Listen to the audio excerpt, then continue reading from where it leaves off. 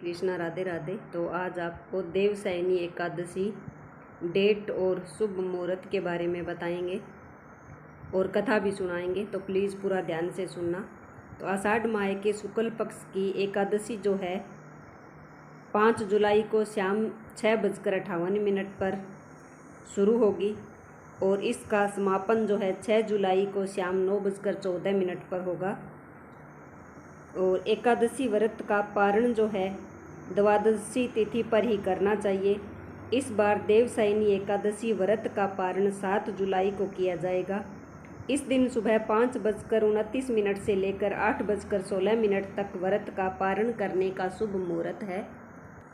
और व्रत की विधि इस प्रकार है कि द्वादशी तिथि पर सुबह उठकर स्नान कर पीले कपड़े धारण करें और सूर्य देव को अर्घ्य दें। इसके बाद मंदिर की सफाई करें, भगवान विष्णु और लक्ष्मी मैया की पूजा करें, आरती कर मंत्रों से जप करें और बाद में भगवान विष्णु को सात्विक भोजन का भोग लगाएं।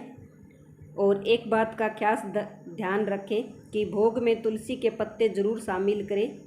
ऐसा माना जाता है कि भोग में तुलसी के पत्ते शामिल करने से भगवान श्री हरि भोग को स्वीकार करते हैं और वह फिर बाद में अपने परिवार के सदस्यों को प्रसाद के रूप में वितरण करें और फिर पारण करें व्रत का।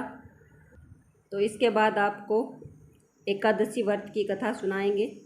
तो एकादशी आषाढ़ माह के शुक्ल पक्ष की एकादशी है जिसको देवशयनी के नाम से जाना जाता है।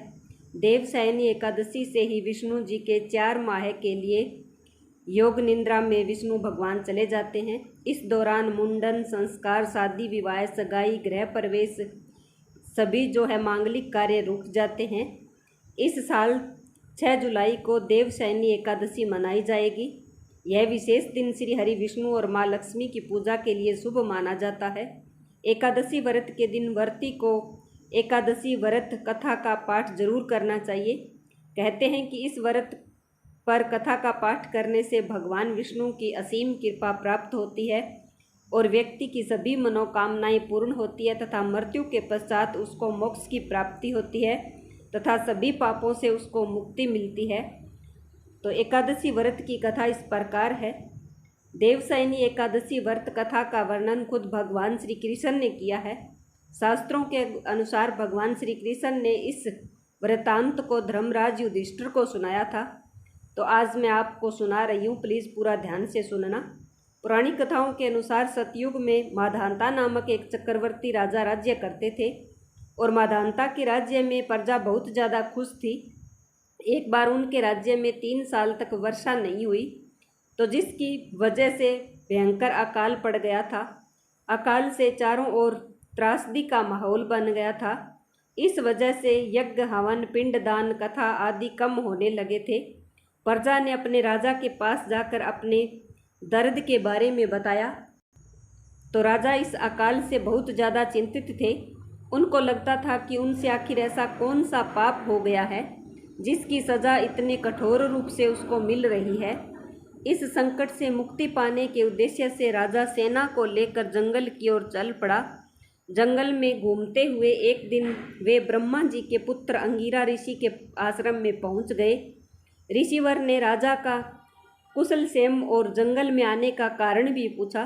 तो राजा ने हाथ जोड़कर कहा कि मैं पूरी निष्ठा से धर्म का पालन करता हूँ और कुछ पाप भी नहीं करता, फिर भी मेरे राज्य में ऐसी हालत क्यों हो गई, कृपया इसका समाधान बताएं। तो राजा की बात सुनकर महर्षि अंगिरा ने कहा कि यह सतयुग है, इस युग में छोटे से पाप का भी बहुत बड़ा दंड मिलता है। तो महर्षि अंगिरा ने राजा माधांता को आषाढ़ माह के शुक्ल पक्ष की एकादशी, जिसको देवशयनी एकादशी कहते हैं, इस एकादशी का व्रत करने के लिए कहा। महर्षि ने कहा कि इस व्रत के प्रभाव से अवश्य ही आपके नगर में वर्षा होगी। तो राजा ने पालन करते हुए एकादशी का व्रत शुरू किया और पुनः अपने राज्य में लौट आए। उन्होंने चारों वर्णों सहित पद एकादशी का विधि पूर्वक व्रत किया, जिसके बाद राज्य में मूसलाधार वर्षा हुई। ब्रह्मा वैवर्त पुराण में देवशयनी एकादशी के विशेष महत्व का वर्णन किया है।